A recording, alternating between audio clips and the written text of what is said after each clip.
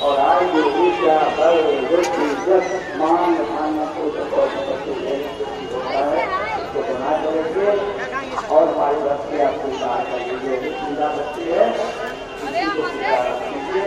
जब कोई मुस्तानिक करेंगे और हमारे प्रकाश में बनाते हैं पूजा आती है तो कोई भी करके कितनी जल्दी और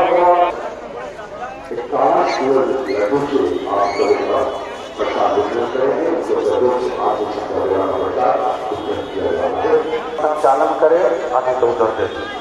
धन्यवाद।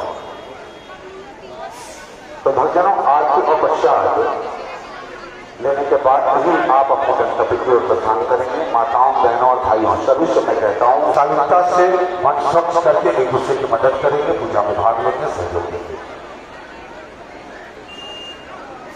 भक्तजनों